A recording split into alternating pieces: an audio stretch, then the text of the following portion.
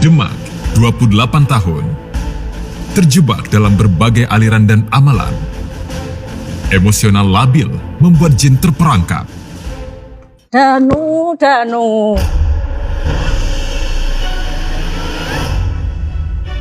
Kalian semua teman-temanku ada di tubuh kalian semua. Gak ada yang luput dari gue. Gue Dajjal. Siapa yang berani sama gue? Tuh musuh gue. Ini juga musuh gue ini. Ini musuh gue. Aku izin nanya sama saudaranya boleh ya? Iya. Mbak namanya siapa? Wulan. Mbak Wulan? Iya. Mbak Wulan ini berarti Mbak Ridanya sudah berapa lama on off begitu? Dia sudah sejak SMP kayak gini. Tapi dengan kasus yang berbeda. Karena kasus ekonomi juga, karena kasusnya yang banyak juga, masalah-masalah keluarga yang lain. Yang menurut saya juga mendengarnya sendiri, saya juga berat seperti itu kan. Kamu seberapa jauh jarak tinggal rumah? Satu kota? Dulu kita satu kota kayak gitu. Tapi saya sangat menemani dia dari waktu kita kuliah. Oh dari itu. kuliah. Iya. Pertanyaan saya terakhir. Yang saya baca betul ada keterlibatan dukun. Iya benar. Mengirimkan sihir seperti itu. Iya benar. Ceritakan boleh. Jadi untuk yang kasus sekarang ini saat dia mau bercerai, pihak keluarga suaminya itu maksudnya mengirimkan seperti sihir, bahkan katanya dia dikirimkan siluman ular untuk menghantui dia. Mbak Rida ini kan mengikuti Pak Ustadz Danu ya dari rumah, maksudnya selalu berdoa seperti itu. Dia bilang sudah hilang ya silumannya. Saya sedikit bertanya-tanya, mohon maaf Pak Ustadz. Dari sekian episode kita, ini baru Mbak Rida yang mengenakan topeng. Apakah ada yang dijaga atau apa? Ceritakan. Kenapa, apa yang dijaga di sini? Jadi memang terutama untuk menjaga dari ini ya, keluarganya, untuk tidak buat menjaga Saya nama baik keluarganya. Dibenci seperti keluarga. itu. Anggap beda aliran. Apanya? Sesat. Kan ikuti Ustadz Danu. Keluarga saya kan anti Ustadz Danu. Keluarga Jadi saya kamu anti. dikucilkan keluarga saya. Tunggu, keluargamu anti Ustadz Danu? Anti. Benci.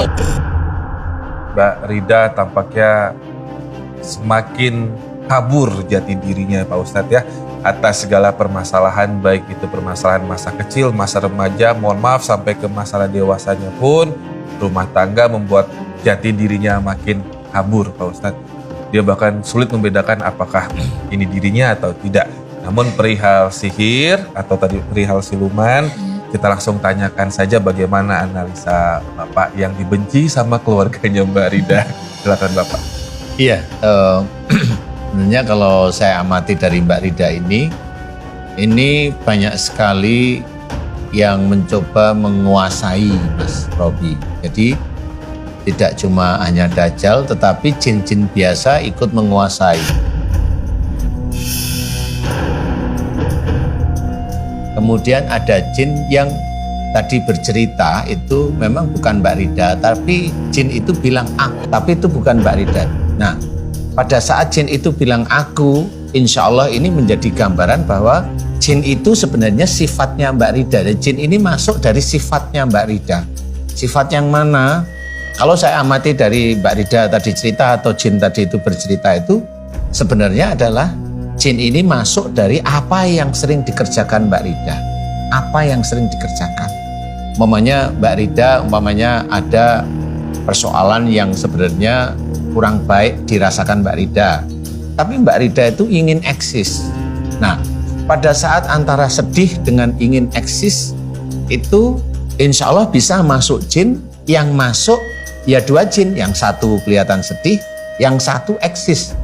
Kayak yang seperti ini bicara ini yang eksis.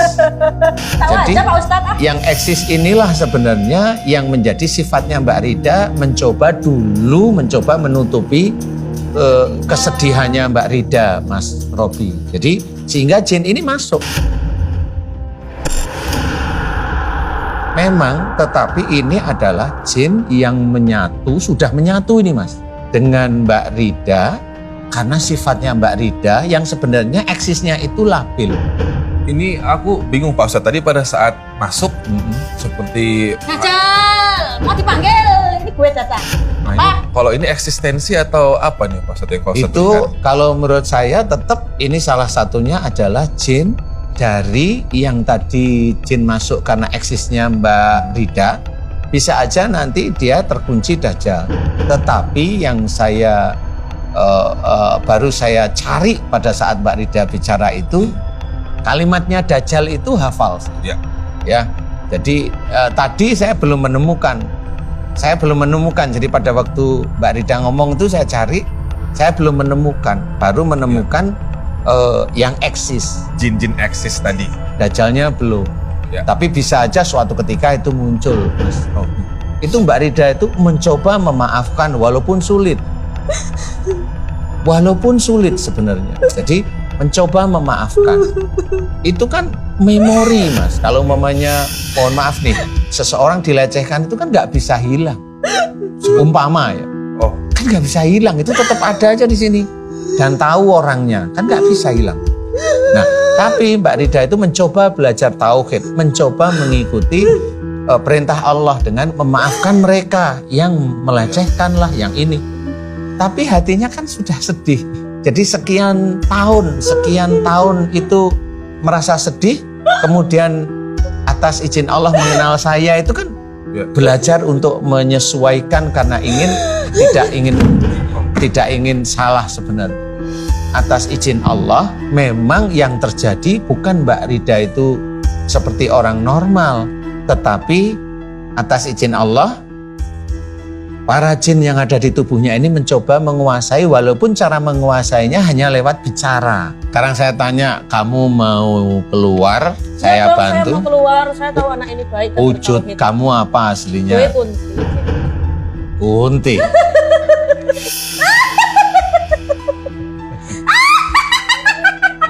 Sekarang kamu diam dulu coba. Saya mau nanya sama Mbak Rida. Biarin Mbak Rida cerita ya. Saya mau Kamu nanya kan sama Mbak udah tahu Ridanya. nih, biarin Mbak Rida cerita deh. Ini kan bukan saya yang orang awam yang melihat atau membaca, tapi beliau Pak Ustadz yang tadi menyebutkan ada satu kata, mungkin pelecehan. Ya kalau Bapak nggak melihat sesuatu, nggak mungkin Bapak sebutkan secara lantang. Kalau saya sih nggak bisa lihat, tapi kan Bapak menganalisa seperti itu. Benar ada. Dari orang terdekat dan dari para dukun seakan-akan mengobati padahal melecehkan gitu. Jadi sudah